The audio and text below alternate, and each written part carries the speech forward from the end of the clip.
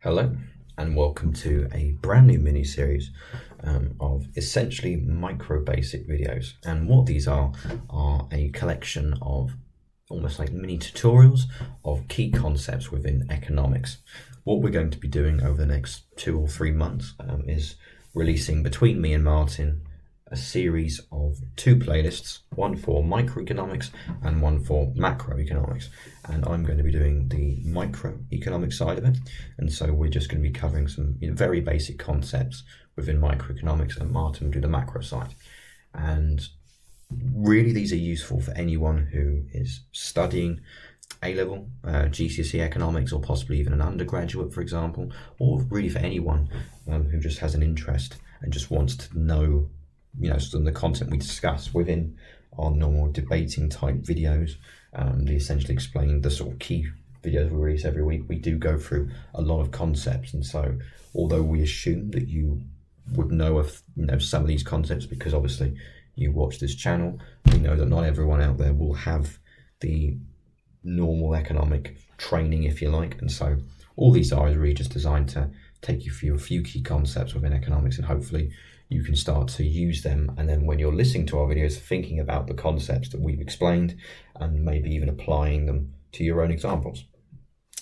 So in today's first video, we're just going to be going over the very basics of microeconomics and what economics actually is. It's a question that possibly isn't asked enough, you could argue. We say the word economic or economic all the time, but what do we actually mean by it? What is economics? Well, economics is a social science. It's an academic discipline specifically focused on human behavior, hence the social part of social science. We are not a natural science. We're not like physics or chemistry where we investigate things such as atoms or predictable behaviors between compounds. We're not interested in that. What we're interested in is human interaction, human behavior, which, as you know, I'm sure you have some experience of, it's just in the everyday world that humans aren't as predictable, as rational as chemical compounds, for example. And so a social science tends to be a lot more awkward in finding answers to certain questions. But when we say a social science, what we mean is, of course, the social part is the human interaction, human behavior, and the science part is really about investigation. It's about coming up with certain theories. For example, you could have a theory about the impact of, let's say, the impact of psychological factors on business objectives, for example. So let's imagine you're in a business boardroom, for example, and you're looking at specifically what factors psychologically, so these could be things like social conformity, for example, how do they influence the decisions that the business then take in regard to their objectives? And so what you would then do is essentially carry out research, experiments, for example, and actually try and answer that exact question. And that's what we mean by science, simply thinking of a theory and then testing it, finding out whether it's right or wrong. And that is the key part of science. And so when we mean social science, we're looking into the investigation of human behavior. And economics is exactly that. So economics specifically is concerned with what's called resource allocation. If we take, let's try and take this hypothetical example where we are in a society quite like our own. Human beings are assumed to have what's called unlimited wants.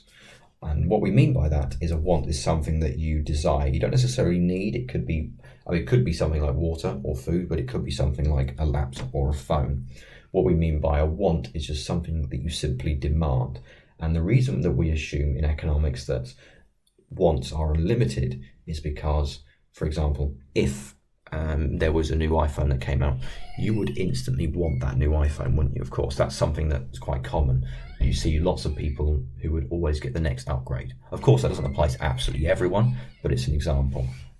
Another example of what we mean by unlimited wants is, for example, within society as a whole, one person individually might have a certain amount of wants, But if you try and add up all the number of wants or demands in a society, so for example, someone might want a house, another person might want a car, another person might just want a blanket. If you try and add all them things up, and each person will have more than one want, remember, if you try and add all of them wants up within society, you simply can't quantify that. You can't put that into a number.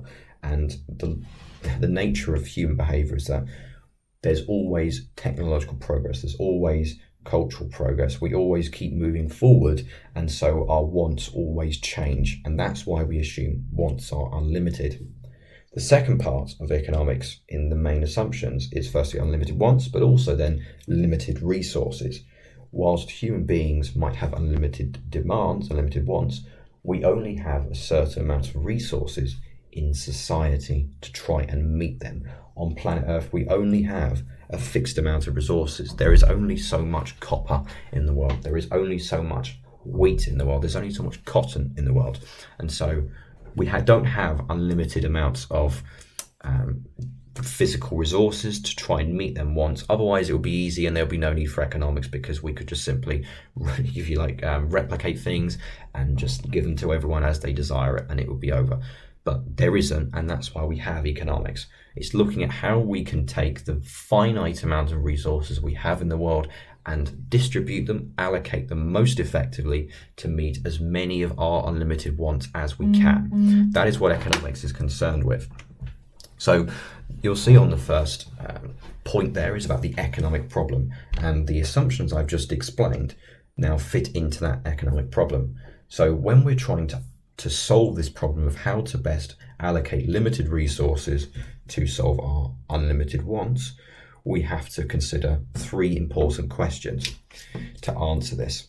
Firstly, what are we going to produce? So what product is a firm or an individual or a government going to actually make? What does society most demand? Are we going to produce, for example, if let's say we're a fast food restaurant, a fast food business, are we going to make burgers or pizzas? We could make both. Are we going to choose chips, or are we going to choose fish, for example? Which one are we going to choose? Which one makes most sense for us? So that's the what to produce. Next is how are we going to produce it? How are we actually going to make it? Are we going to order it from a supplier? Are we going to go and catch it ourselves? Are we going to use, and if we are we going to employ people to do that, or are we going to use some sort of automatic fishing trawler, for example? How are we actually going to make that product from a raw piece of resources into the finished product? So it's looking at how Apple take all the raw products in a phone, all the precious metals, and how does it actually become a phone which you can then sell? So that's what we mean by how to produce it. And then the third part of that vital question is, whom are we going to produce it for? And what we mean by that is, who are we going to produce it for? Whom and who, pretty much the same thing. And so what we're concerned with there is, who are we actually going to sell this product to? If you're a business and you're trying to sell a product which has absolutely no demand at all, there's no point selling it, because you're not going to make any money, you're going to run at a loss, and you're going to be bankrupt, declared insolvent. That's not rational behavior. That doesn't make any sense.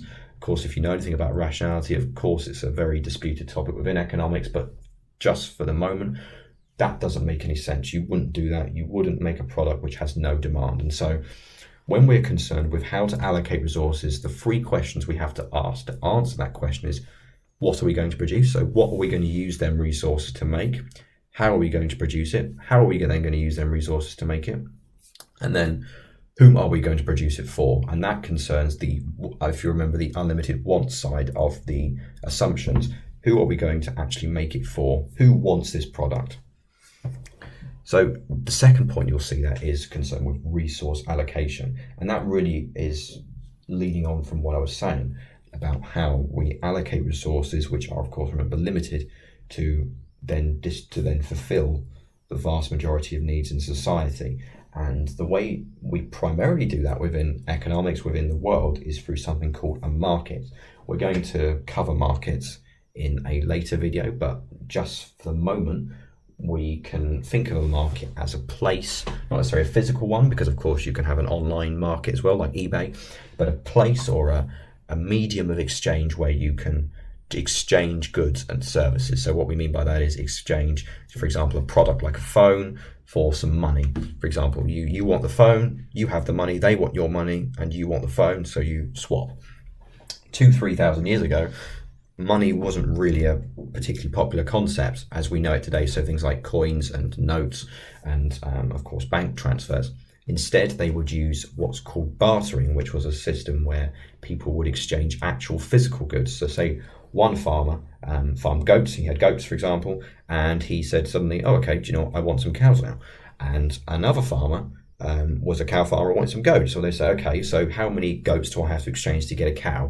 And they would exchange them, and both people would be quite happy in the end. And if we think of that example in terms of the basic economic problem we were talking about, that fills both of them questions. You have the limited amount of goats or cows, and of course the desire, the want for both of the farmers to have the opposite. And so you swap them and both people are happy. That's a very simple example. Obviously today's economy is much more advanced than that, but that's primarily what we mean by resource allocation. And then the third and final point we're going to discuss is microeconomics specifically. Economics as a discipline or as a subject has two main sort of traditional subfields. So it has microeconomics and macroeconomics, and they are two very distinct things. So microeconomics is mostly concerned, as we're going to talk about, individual decisions and specific markets. So we're not concerned with, often you'll hear in the news, you'll hear a lot about macroeconomics. If you, for example, turn on the news and you hear that recently you will have heard that inflation will have jumped by a couple of percentage points above what they predicted, or GDP is growing at a slower rate than they expected, as we know at the moment. That is concerned with the economy as a whole, and that's macroeconomics. That's looking at the sum of all markets within an economy. In microeconomics, we're not really concerned with that. We're actually concerned with individual markets. So the markets for cars, the markets for newspapers, individual decisions, how people on a day-to-day basis make decisions.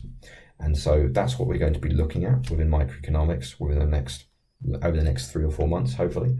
And yeah, so hopefully that's explained a few things. If you do have any questions, please put them in the chat.